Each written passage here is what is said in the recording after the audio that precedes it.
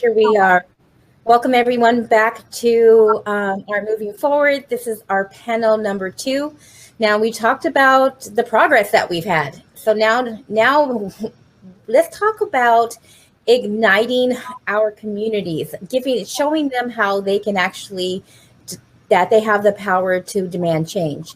So with us today, I have Jeannette, and she is a TV host, travel journalist, and she is an amazing champion for the Latino community.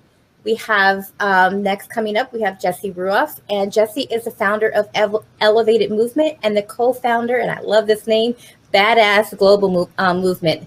And guys, I'm just going to add on the additional, she is a travel network marketing professional. So she comes in with a huge audience, which is why one of the invites that she got. So I wanted to bring her in to have that conversation with us from a different perspective.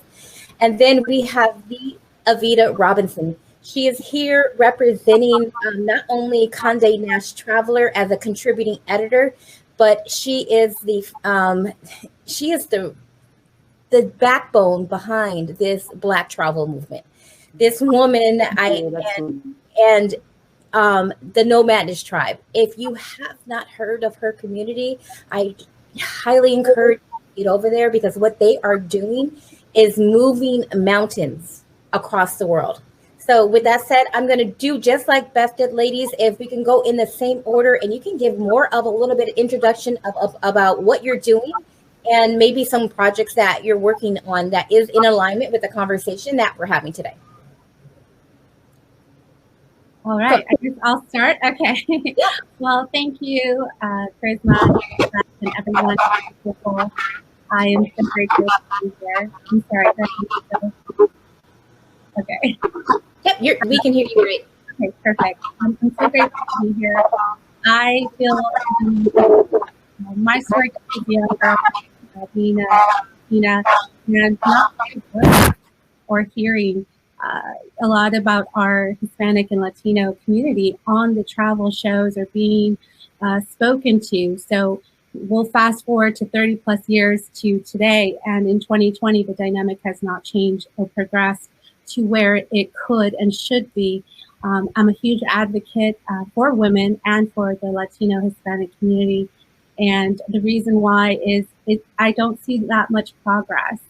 And I'm a part of, as well, Travel Unity, which is a nonprofit. They're doing great work as well.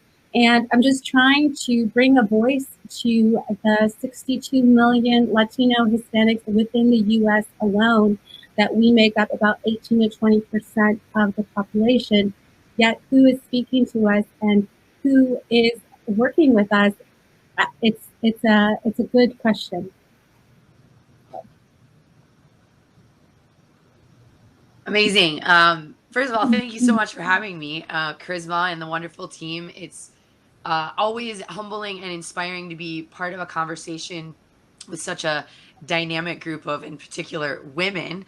I think, I represent a very different demographic in that we're network marketers, and we represent a large, tens of thousands of people across the world of all colors, and always have. And I'm married to an African American. I have a biracial son, and I'm not the leader, but I am a leader on a long list of people that have different backgrounds, different perspectives, and different desires that all come together in travel.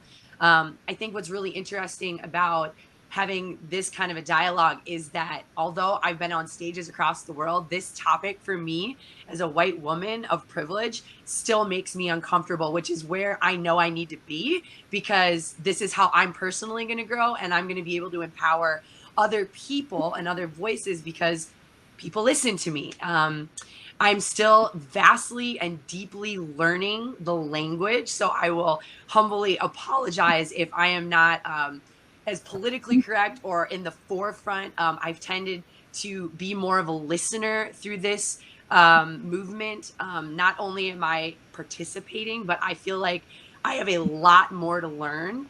One of my passions is travel, right? And I think what brings us together is heart. I'm also a business owner. And everywhere that we go, it's all about mindset. And Badass Global is all about elevating the mindset of humanity. And to me, this is one of the most important topics as of late, but not new and not quickly going to be solved, but building the gap of where we are and where we want to be is going to be part of this conversation and going to be part of, I think, what is really important in the network marketing space, because in network marketing is a volunteer space, right? You don't apply. We don't seek out people because they're Black or white or women or male. We seek out people that have desire to gather for the cause. And at Badass Global, our cause is traveling the world. It is unity in financial prosperity, experiential prosperity, so that when we look back at our lives, we lived and leave the legacy that we'd be proud of. So it's a little bit about me, and I'm just super excited to learn. I'm super excited to listen and be part of this. So thank you for letting me be here. Nice. Thank you as well, Karisma and Beth and everybody at Wanderful for allowing me to come on here. I know, Karisma, you're about done seeing my name pop up in these events. I was like, they're going to be like, what? But I'm here in a couple capacities, and sorry, I'm in Bermuda, and if that bird doesn't calm down, I'm going to move where I'm sitting. But yeah, I'm here with a couple of hats, right? And really the main one that I'm here, obviously Nomadness and Audacity Fest follows me. For those of you who don't know Nomadness, we're an organization and a community really of over 25,000 travelers of color from around the world. We've been around for almost a decade. We literally turned 9 years old last month. And so we've been at the forefront of this and having this conversation and knocking on people's doors and trying to open people's eyes for a very long time. And so it's interesting to have been putting in the work for so long in so many capacities with our community, and even, you know, where I am. I don't like to call myself an influencer, but somebody who, you know, influences a community. I see myself more as like a community organizer. And so I have that. In addition, we have our annual event, which is now our digital event, Audacity Digi, which is both our group and our online festival and in-person festival have the same tagline. And it's for travelers of color and our allies. So we are really working to bridge that gap and making sure that we have conversations amongst that community. But one of the reasons why I was asked to come on this panel, and something that's one part of it is not new, the other part of it is brand new, is representing Conde Nast Traveler magazine, right? So last year I was appointed to Conde Nast Traveler's Women Who Travel board. It's a board that they started last year. They named us at the top of last year. I believe it was during Women's History Month. And you have a 12-month contract of being a part of the board, in which you come into Conde Nast in Manhattan, having board meetings amongst the other people, editors that are in the team, people that put stuff together, and looking at what their editorial calendar looks like for 12 months and being like, okay, how can we make sure that there's diversity in the voices that are being amplified? Who are the writers that we can hire? Who are the content creators? What dope photographers do you know? And really what my role, and Jessica Nabungo is also on the board with me as well, particularly as being two Black women that are very prominent in this space, we were making sure that we were a part of the checks and balances in what Conde was doing through the Women Who Travel movement, social media, and also in the press initiatives. Now that's been part of my role for the past year. At the end of that contract, you know, the transition, we had such an effect and did such great work together that they approached me and came to me about being a contributing editor. And so this is a new role. I actually just got my first 2 pieces approved. So I'm going to be working on that over the next month or so. But I think it's so cool to see the longevity, and that it wasn't just this 12-month contract. It wasn't just this lip service for this amount of time. They were like, look, Evita, you're killing it and you're integral in this space overall. We want to keep you on board, but like, you also deserve this. So after they let me pop off in their October and September issue, they also, I think, realized I could write. And they were like, let's have her come on. And so for me, there's a duality, right? There's something that has happened during COVID specifically for my brands. We doubled down and we focused really with Nomadness on 2 things: turning Audacity Fest digital, which we did and have been doing successfully, thank goodness, and 2, getting into the world of data. And we can talk about that a little bit later, but us having over 5,000 travelers of color from around the world filling out our data subset, you know, we're going to be revealing our trends on December 10th, and we're really excited about that. But in conjunction, I also got tired of being in a lot of these groups, a lot of new Facebook groups about anti-racism, that popped up, and people being like, well, we don't know where the travelers of color are. We don't know where the content creators of color are. I was like, you know what? Say less. And literally, I created a spreadsheet on the spot and put it in every single group I was a part of where I know these people, BIPOC, travel writers, and content creators are. And within a week, we had over 200 people on this list. And because of my access, I shared that list with all the editors I knew at Conde Nast, with the editor-in-chief at Afar magazine, who I have a great relationship with, Travel and Leisure. Now we have Time magazines in there, National Geographic, Meredith, Trip Savvy, Points Guide, like every travel press, Matador is all over that thing. And I've been able to share this list. So it's like, don't come to me with the BS anymore. I've literally made this that easy for you, because ultimately what I want now as contributing editor for Conde Nast is now it's not just about me writing the articles I want to write and having another Black female voice. Now I'm also the plug and I'm the access point for my community. You know, there are some pitches that I have for them where I'm like, I'm not the best person to write this, or I don't want to write this, but I know somebody who would be excellent for that. And they happen to be a woman or a traveler of color and a writer of color. And now I can literally be the pathway as well as one of the people that is on there, you know, working with them in an internal capacity. So that's kind of where those are all my hats at the moment. Gotcha. So I know we threw around that word influencer. We are not personally influencers ourselves, but we do have massive influence over our communities. So with that said, many of our audience are they're not just travelers, but they're also their own leaders within their communities. And whether through our blogs or through our customers, as community leaders ourselves, what do you think our responsibility is to empower and activate our communities to demand this change? You're muted. You have to let's see. You're muted. You have to unmute your mic. There you go. Muted. Okay. All right. I just want to say, well, for me, I can say we're just at the end of Hispanic Heritage Month in the U.S., which was from September 15th to October 15th. And me and the Latino Hispanic community, I really tried to get as much of us to collaborate, work together to celebrate what we're doing within the travel industry. And so I was able to gather some panelists and be a part of a panel, but it's still not enough, right? So I'm one person, but I'm speaking to colleges, college students, colleges. I have mentees, I have mentors. We can all make a difference as individuals. We can make a difference together. And I think for the Hispanic and Latino community, it's understanding our worth and our value, right? And when we talk about the dollar and what we bring to the table, it was estimated by a recent study that we bring about $1.7 trillion. And in GDP, that's about $2.3 trillion to the U.S. economy. Now, why are we not being represented? Why do we not have seats at these tables? I've seen some travel conferences that have 0 Latin or Hispanic panelists, speakers, people involved. Why is it so? Why is it that we have to knock on these doors and ask to have a seat at the table? These are the reasons and some of the questions and some of the conversations that I'm having with the community.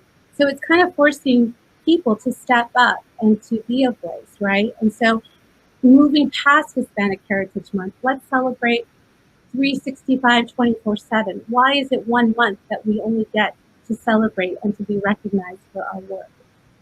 So that is something that I feel very passionate about, especially in the travel industry that has not caught up yet and is not giving us what we are worth as far as paying us for what we're worth and recognizing our value.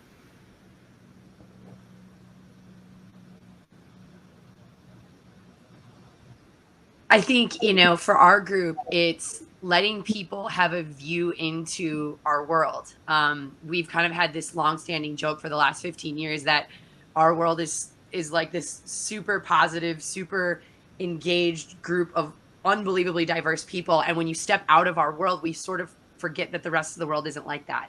It's, you know, very homogenous, and people are very kind of segmented in their groups and their comfort zones, and people that are super similar. But I think, you know, for our audience, it's empowering the ability to travel. So first and foremost, financially, putting that power into the hands of people based on their effort, right? You know, so you don't have to have a college education. You don't have to have the right outfit on. You don't have to have the right vernacular. That, you know, your ability to communicate is your ability to spread the word.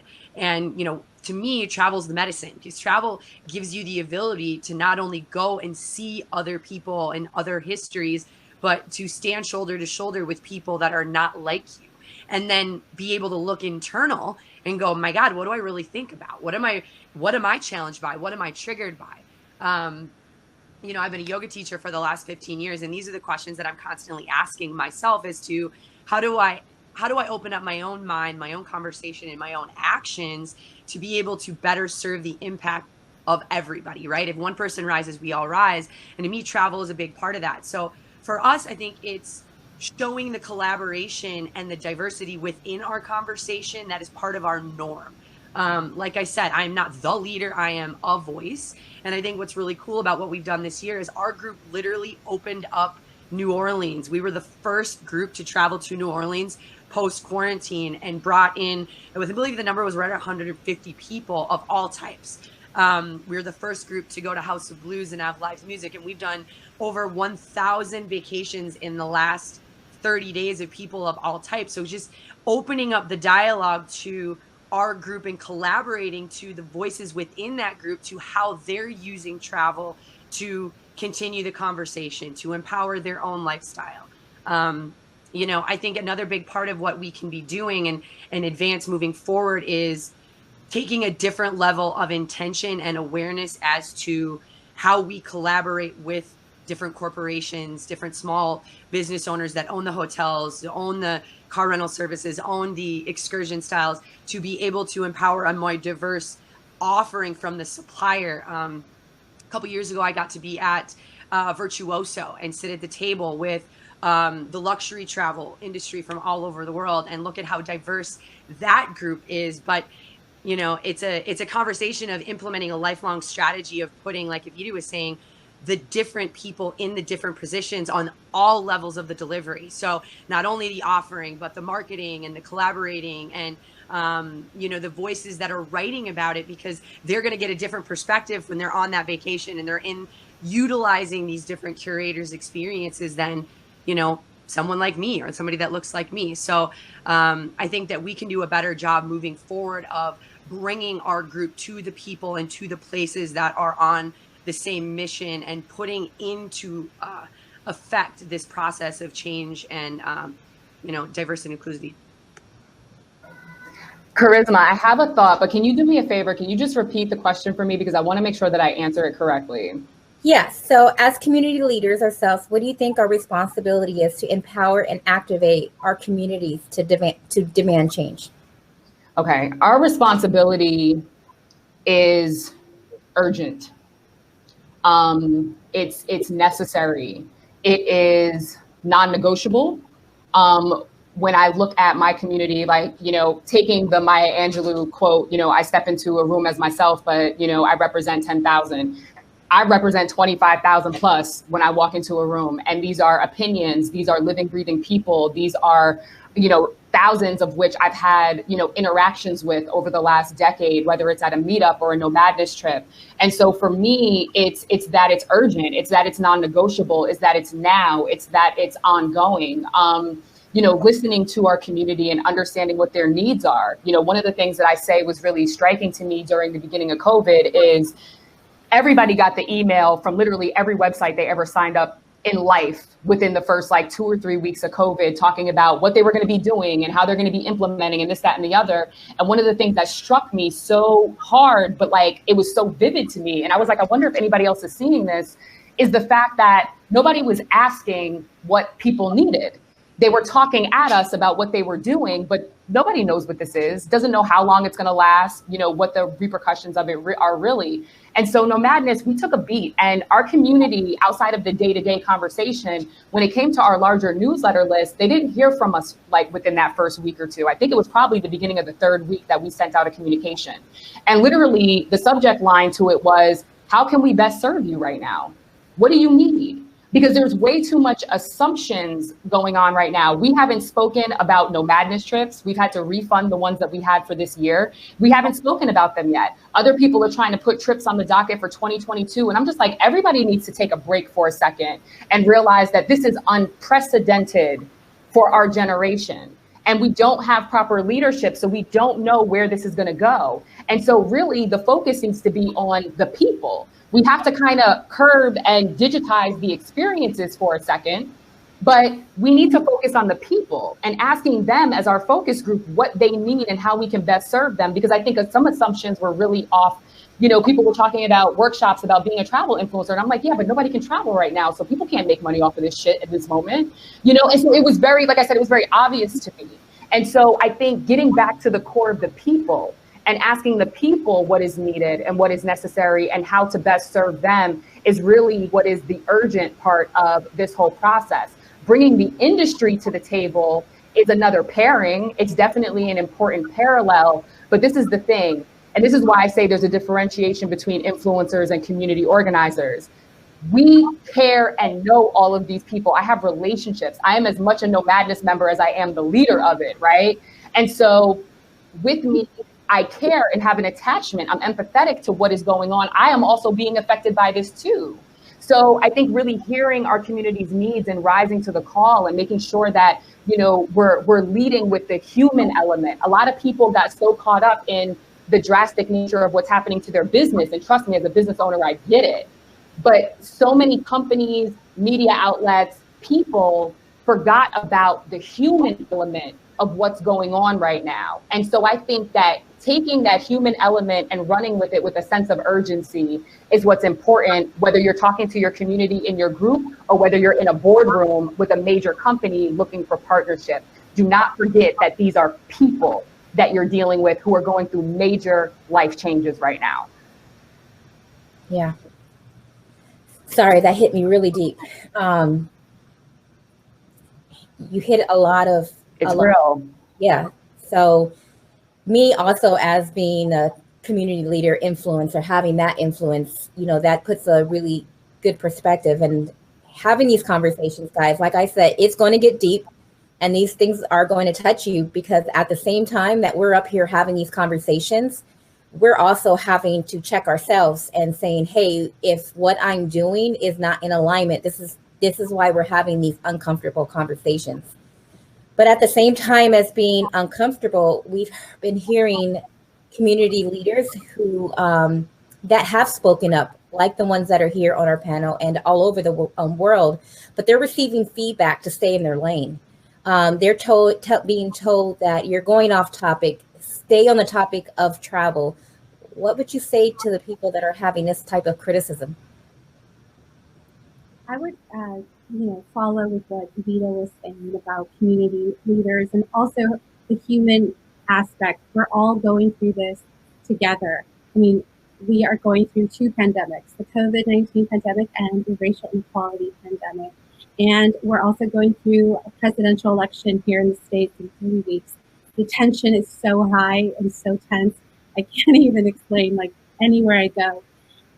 As a community leader, as a woman, as an entrepreneur, as a host, and somebody who's constantly interviewing and being interviewed, I'm very mindful to be as respectful as I can, but I'm also human. So the thing that I've been experiencing, especially as a Hispanic Latina, is the racism is real. I mean, 2 weeks ago, within the 10-mile radius of where I'm at, 2 Hispanic men were speaking Spanish, waiting in line at a restroom, at a local bar restaurant. And 2 men approached them and said, speak English or go back to your country. And they beat them up. And one of them was hospitalized with a broken nose. And so it's so bad everywhere. And it's real and it's sad. And as a human being, it's sad to see all this hate and racism and any place in the world, but especially in the US, where, like I said, we're going through so much right now. But I'm very, I don't know, we have to have these difficult conversations. We have to really understand what is the root of all this anger and hate. And also, like I said, I'm one person, but it's real and it's happening. And I'm sorry, I went off topic. What was your question, Karisma? Sorry. What would you say to these individuals that are facing the criticism to stay in their lane? Well, right. As for example, I do a lot in Latin media as well as American media. And topics that aren't being discussed at the presidential debates is immigration reform, what's happening right now at the borders, the dreamers, what's the situation. That's not really being talked about. And I've been told, stay in your lane, it's not politics, travel is not politics. But political upheavals affects everything and travel as well. And a lot of the fears that I'm hearing from the Hispanic Latino community is if they want to go back to maybe their country, maybe their status is in question or maybe it's in flux. Should they go? Is it safe? What are these things? There's so many topics that aren't being discussed. And I feel as a human being that I want to bring this to the table, bring attention and awareness. Last weekend, I attended the Latina Journalism Conference where Maria Espinosa was a speaker. Maria Salinas, she's a CBS reporter. So inspiring that these are topics that we should be talking about, right? And in travel, it affects everything. I don't think it's just one area. So this is the way that I've been experiencing, kind of going out of my comfort zone, but speaking up against the injustice that I see that is still happening. Nobody's really talking about it. If they are, they're Latin, right? More Latin media like Univision, Telemundo. Why can't we bring it to mainstream? Why can't we bring these topics and issues? Why can't we talk about this at a presidential debate, right? It's really important, I feel, both personally and as a community leader, that we talk about this.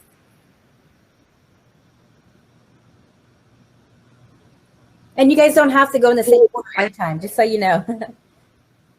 We can go out of order just whenever you feel like speaking up. We can even speak in between. We can just go ahead and make this a more fluid conversation. Okay, that's great. You know, it's funny because this is probably one of the things that I faced even inviting me to be on the call was, oh my gosh, I'm probably not going to say the right thing, or oh my gosh, I'm not the right person, and it triggers a lot of, you know, that personal insecurity. And I think I'm so impressed with, you know, Evita, what you're saying with the human component, the heart component, and then asking questions to what other people need, because that to me is the epitome of what this entire day is about, is what do people need? How do they need to be heard? How do they want to be represented? How do they want to feel? And I think right now, I think it's really important that, particularly in a technologically advanced age where we're social and, you know, now in a post-COVID environment where we're virtual all the time, is that opinions are literally vomited everywhere all the time. And we are being raised in this world now that everybody's opinion matters, and it doesn't matter if it's a positive or a negative or a proactive or a reactive. It's just people are just spitting everything that they think out. And I think from a leadership standpoint, not necessarily an influencer standpoint, but just a human leadership standpoint, you know, people don't bark at parked cars, right? And so you're going to get criticism. And I think you need to learn how to have a thick skin about it. And I think not only do you need to have a thick skin, but if your core and your purpose and your human heart say, this is an important dialogue for me to have, even though I'm in the travel space or even though I represent X, Y, and Z, it's not a brand deviation. It's not an influencer deviation to be a freaking human being and want other people to have the same rights and the same access and the same feeling to be able to live the life that they want to live. That's not a racial issue. That's a human issue, right? And, you know, for me, this is something that I've actually had to experience this year, is that I don't consider myself an influencer. I've never really tried to grow an influence online. Frankly, it triggers me a little bit because I kind of think like nobody cares that much about my freaking life. And I'm a private human being, but I also understand the benefit of having a platform and a benefit of having a voice. Like, I see both sides of it. And so I sort of was, you know, forced off the turnip truck to get out there and say things. And when the George Floyd murder happened, I live in Minneapolis. He literally was murdered like 2 miles away from where I live, and the Attorney General lives 3 blocks away. And so there was protests right in my neighborhood where I walk my newborn baby, and I walk in my biracial relationship, and I live in this world. And now all of a sudden I'm seeing in a completely new way. It's like God gave me new lens and new eyes to go deeper. And I was horrified and unbelievably emotional for like a long time.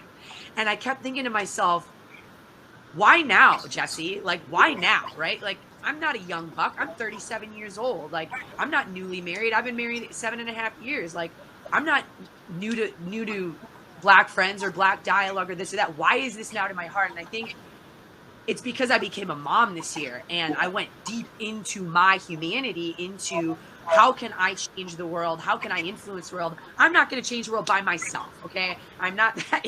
I am one, but together we are mighty. And so how do I empower my voice, or how do I give the people that I'm around of different opinions and experience my platform? Because maybe somebody's watching me that wouldn't necessarily watch them. And then, so anyway, all the things started happening and all the emotions. And I think what ended up happening is I ended up getting criticized as well. And so I went and I sat down with a good friend of mine, African-American yoga teacher leader in the area, and said, how do we do this? And her response was very illuminating, to saying every human being has the right to their feeling and their opinion and their experience. And that one voice, I'm not the voice of white people. I'm not the voice of women. I'm the voice of Jessie Ruff, one voice. But the more we can sit and open up the voices and have the courage to keep going, even if other people don't think it's the best voice or the most spoken voice or the most articulate voice or the most people are going to be triggered and lash out based on their own experience, right?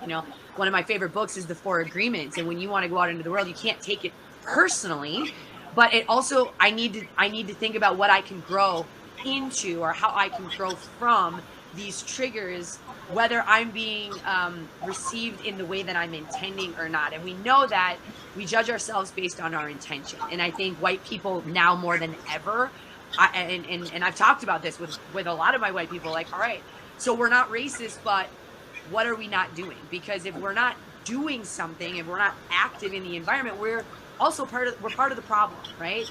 But we're judged on our action or our lack thereof. And so, for me, it's focusing on grace.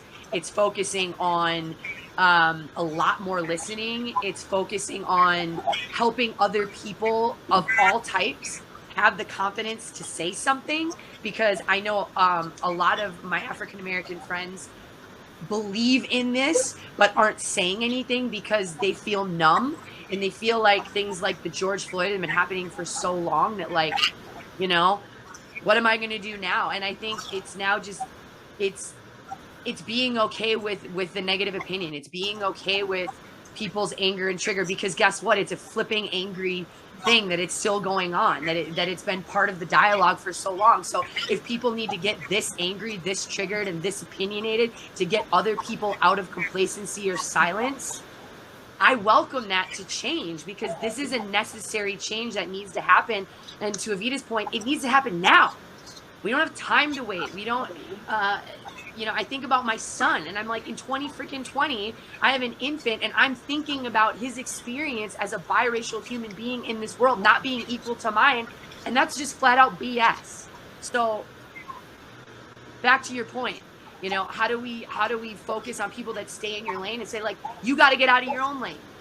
Nobody gets to tell me what lane I'm in. And if people are called to activate themselves, to put a voice on it, then that's where they should be, in whatever lane it is. And I think that this world of duality needs to see the gray in between, that voices need to be heard from every type of human, because different voices are going to activate hearts and minds of different humans on the other side. And the more we speak and the more we make that opinion known, potentially, the more we're going to make change, and other people also having the confidence to pick up their mic and to speak, regardless of it being approved of. Because here's the deal: life is not based on or need to be approved by other people, right? To me, life is a spiritual and it's an inside out experience. And if I'm a leader, if I'm a successful human, if I'm an influencer, then I have to be moving forward based on what I feel is right and what I'm compelled to, more than my need to be approved or liked by other people.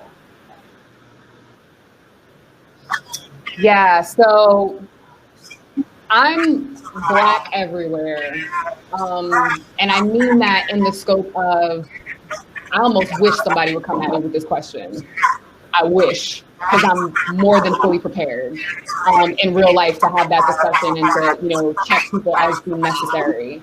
But I think for me, what it is anybody who's being approached with that, who isn't as aggressive, as forceful, as well-versed in this as, you know, myself and the other ladies that are on the channel.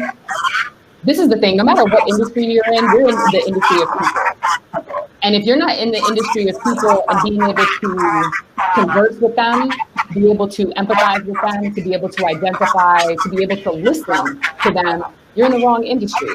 This isn't for you.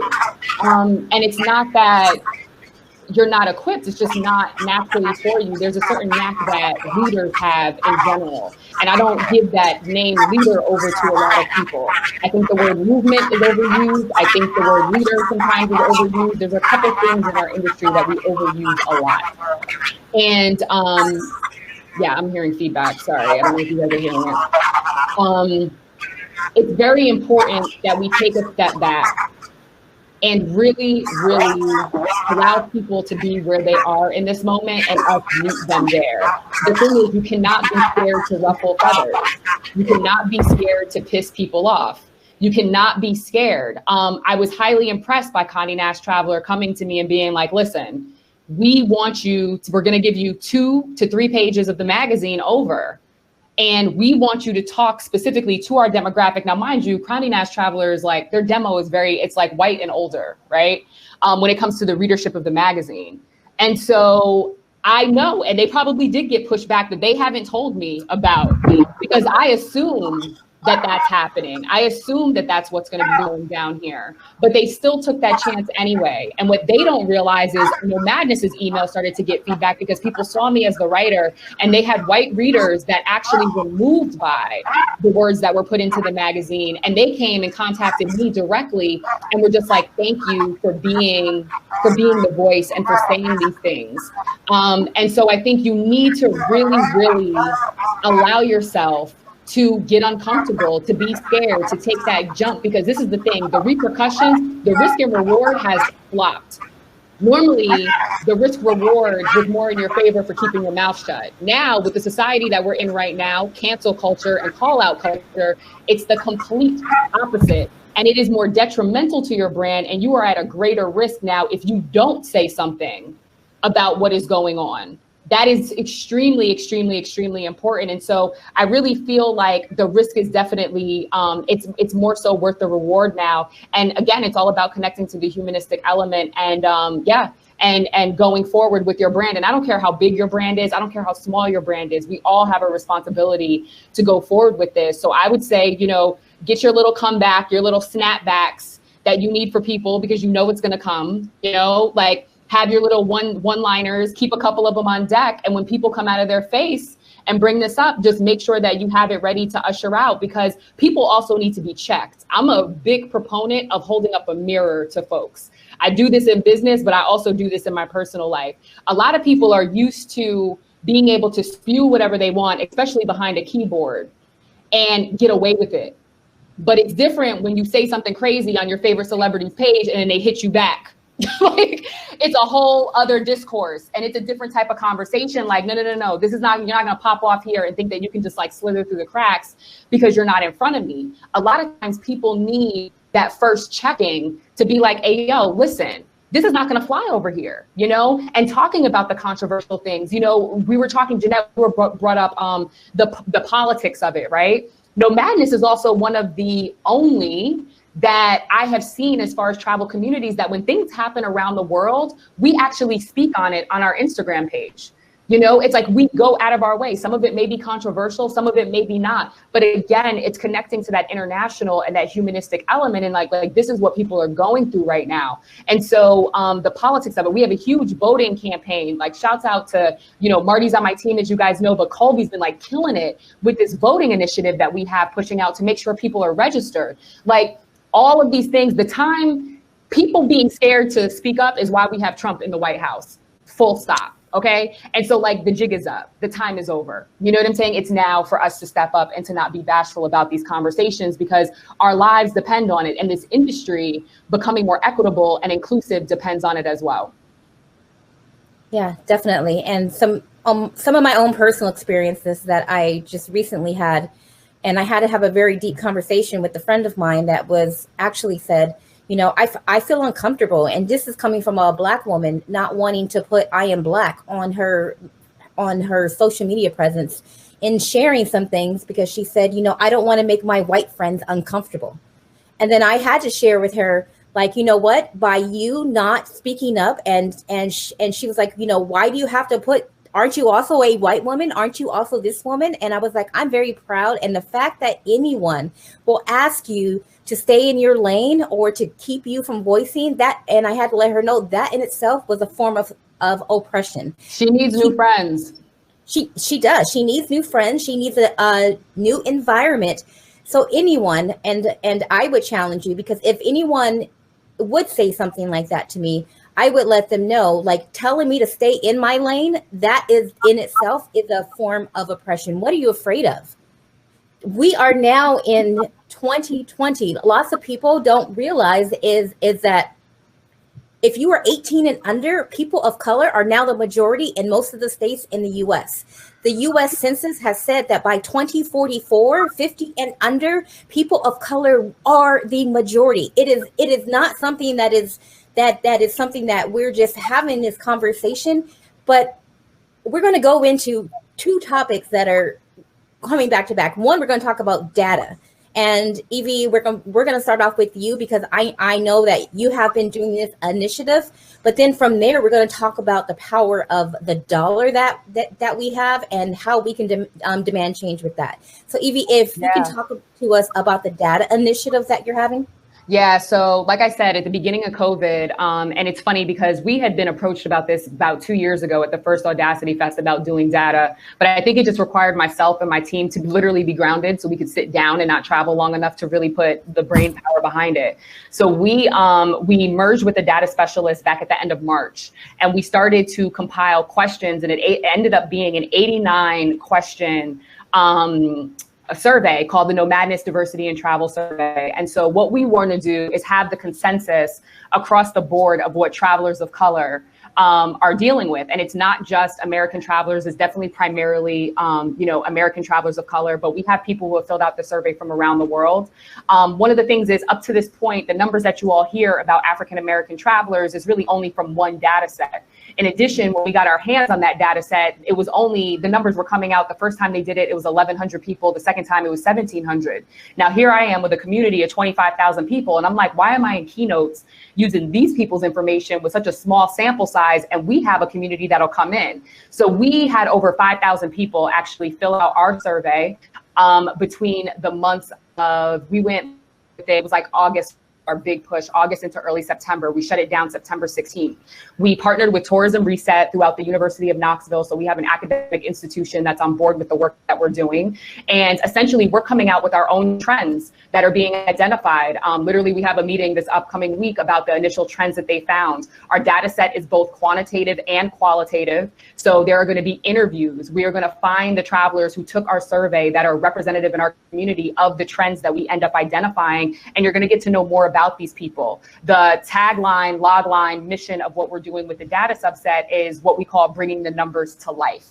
We don't want to just, spreadsheet and pie chart you to death with 89 questions. We want to actually put this in the context of the people that have taken this survey that represent the larger travelers of color around the world, right? And we've gotten super deep. Even when you go into our ethnicity, the demographics that we went to, we touch on COVID behaviors, we touch on travel marketing and representation, we touch on nomadness engagement, because a number of thousands of these people are nomadness members, but also a couple thousand aren't. And so we have a really good mix of the point of view of what our influence as a community has done to the mind and behaviors of a traveler. We talk about tech. What type of tech are they using? So like I said, it's the most robust that has come out thus far, 89 questions. December 10th is when we're going to be revealing it. We're actually going to be doing it on the Hopin platform. It's going to be an industry invite event.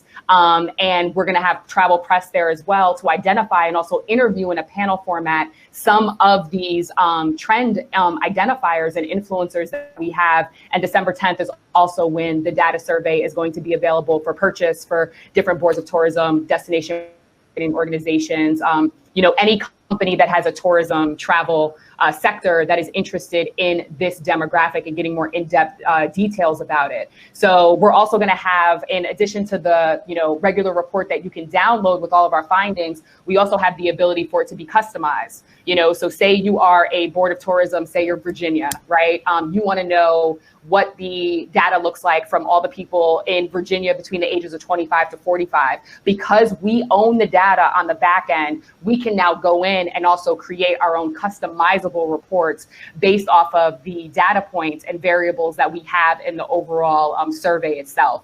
So that is what is so important. And I would just say for any subset, particularly of color, any marginalized group, it is imperative that we get into the world of data. Not only is it lucrative, but it is also something, and I say that because we need money to function with what we're doing. It's just what it is in this world. But also because a lot of the representations, a lot of these demographic subsets have zero representation.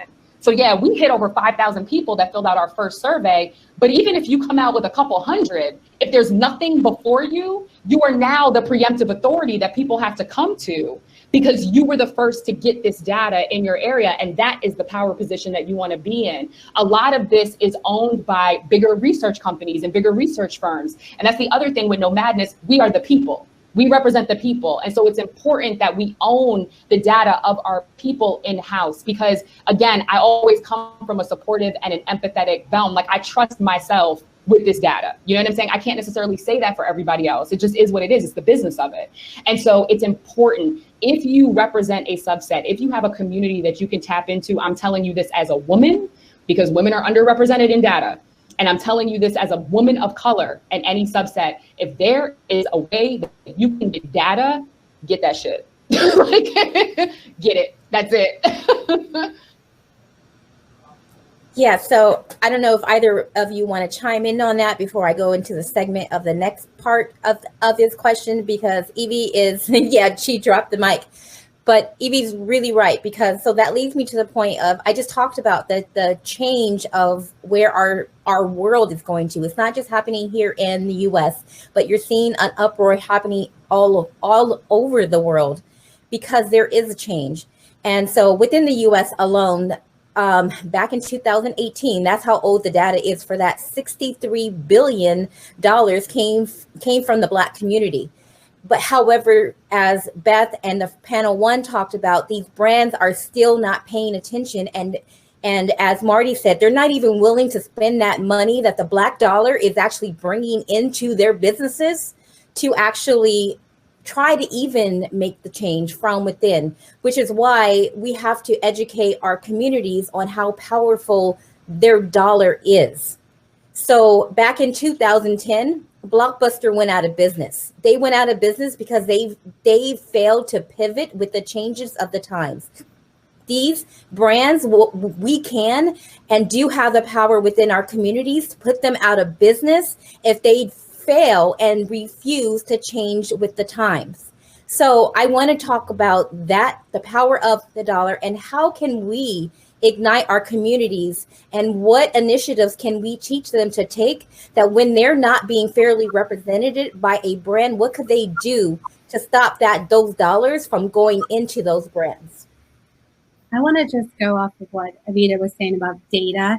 Data is really important, and I agree. And understanding, as well as population, for example, for women, for people of color, what is the real-time data, right? And now in 2020, the census will come out, so that will provide more for the following year. What do we have right now?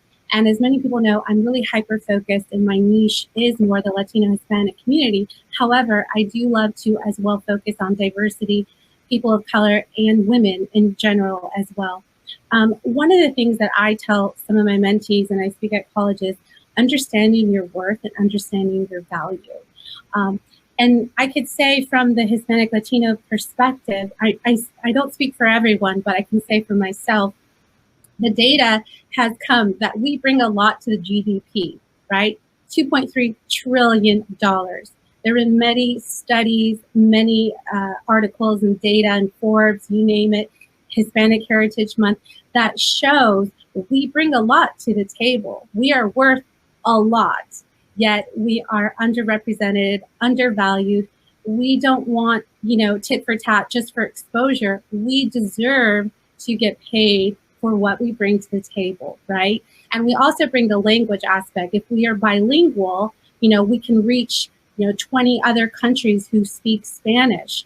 And that is a huge asset that a lot of brands and companies don't understand, the power that that brings. So it's kind of just bringing the awareness and attention of the beauty of diversity and the beauty of women and the beauty of people of color that they bring to the table, and the data that is backing it up, and the value and the worth that we bring. And so that's something that I think is really important. The dollar, again, if, for example, the Hispanic and Latino community, if we're not getting the same opportunities and we're not getting invited to the table, we're going to make our own table, right? We're going to create our own shows, our own content, our own media, our own platform, our own magazines, and we're going to do it that way. But we want to work with everyone. For example, we want to be part of this discussion. So just like you were saying about Blockbuster, some companies and brands that don't take that into account, they're going to lose out, because in 2045, the Business Insider article said that the minority will be the majority. So it's not a question of if, it's a question of when. And so it's just getting, comfortable, being uncomfortable, having these discussions, understanding the worth and our value that we bring to the travel industry and every industry.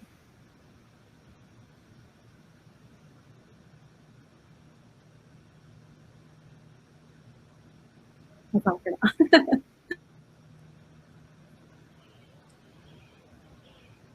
So go ahead, Evita. I think your mic's undone. You can go ahead.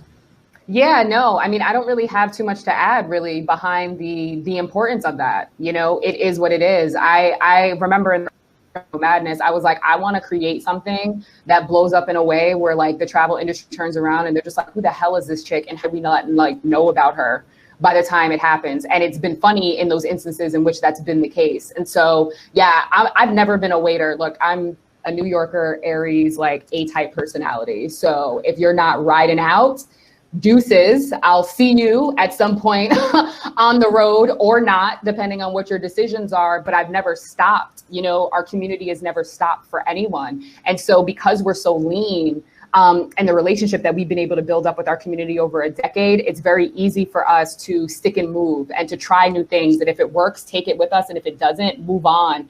Not being scared to fail and not being scared to try, anything, because right now, especially now with COVID, the one thing that we've learned with COVID is like, look, anything can happen.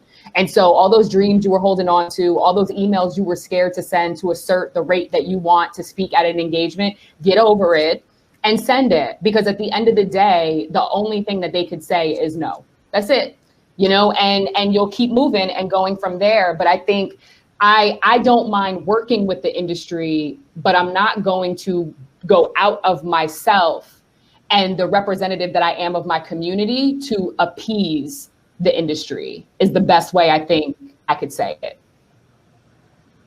So I guess before we go into Jessie, and we have a few more minutes here, is what can our communities do? How can they show, like, besides just not showing up at the resort, but how do we get that message out to them?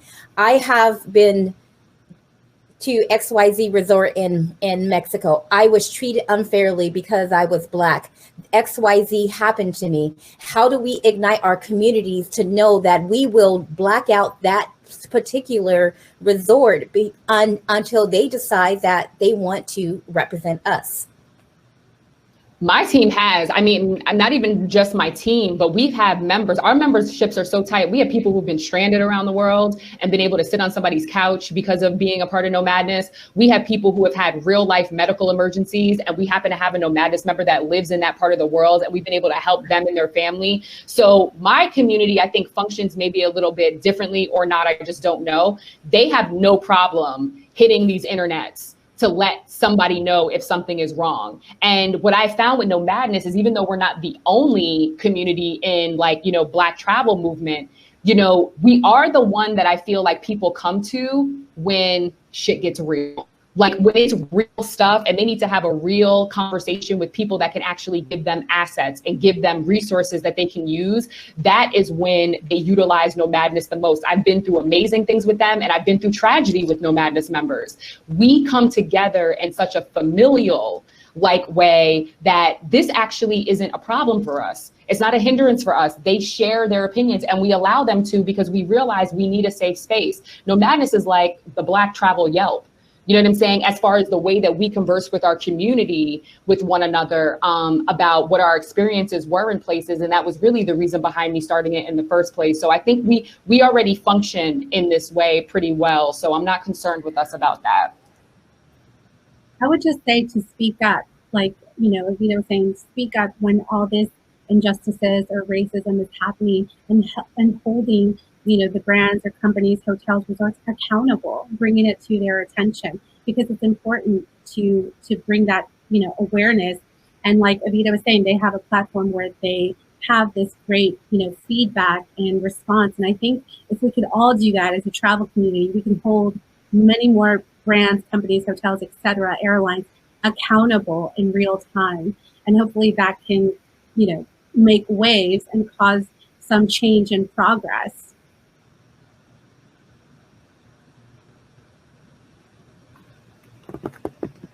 I don't think there's anything to add to all that. I think absolutely everything that Evie and Jeannette are saying is right on. I think it's communication. I think it's implementing new channels of data accumulation. I think, like with our travel club, you know, we're over 1 million members worldwide, and I think that, you know, we're pouring in, you know, we were like the #1 purveyor to Mexico and for like 10 years in a row. So when we show up and we repeat book, we represent a very diverse group, but with a lot of money behind it. And so I think being able to implement new communication immediately post travel on other things than, like, was the room clean? Asking other questions to the experience that, you know, are subjective to the individual based on who the individual is, I think is going to empower us to be able to make smarter financial decisions into who we collaborate with and where we drive our travelers, and in turn where we put our money. And, you know, unfortunately, I mean, money is one of the biggest catalysts to change. It's just the way of the world, right? You start pulling their money away, people start to listen really, really fast, particularly now more than ever, where, you know, with travel on a pause and travel in a big change, a lot of, you know, and I'll say owners of travel are going to fail because they're not willing to evolve. So I think, you know, communities like Nomadness and communities, you know, like us, communities that people are in front of, like Jeannette, is being able to come out of this pause, fully driving our awareness, our money, and our experience to specific places. And I think also communicating on how powerful that is on, you know, so not just on the reactive end of saying, well, this place didn't treat me right, or this is a bad place to go, but whoa, look at, we just, you know, you have a data center now, Evie, saying like, we just put, you know, 10,000 people in the last 12 months, and this was the dollar amount that we drove towards because they are this. So let's redefine as travelers what matters to us, and let's communicate loud and proud that we're willing to spend our money and put our time and communicate on the people that are doing a good thing. I think it's also important to really highlight that it's not just the places doing the bad things, but it's the places that are doing the right things, and how much that is affecting the bottom line for them to do the right thing, and for us to share the good word. So on with that. Closing of this session, I just want to leave it with, when Marty said that there's the brands that are not willing to find the dollars to actually have these conversations and to strategically place people within their sales departments, within their marketing departments, where someone needs to be there in all aspects. understand that our communities are being empowered. They're understanding how powerful that they actually are. And if we do not begin to respect the Black community, the Asian community, the Latina community, and all these different respective communities, and have equal and fair representation in the marketing, they do understand that time is changing, and we don't want these amazing brands that are out there to go out of business like Blockbuster did. So this is like, you're getting your fair warning. Blockbuster didn't listen when they had the opportunity to go invest in Netflix and still be a part of the game. They did not listen. So with that said, ladies, I wanted to say thank you so much for being a part of this panel, and everyone that is listening, please, you are all have some type of influence over others. Think about some ways that you guys can ignite even your smaller communities. And ladies, I look forward to seeing you all on the beaches of the world. And thank you so much. Thank you. Thank you.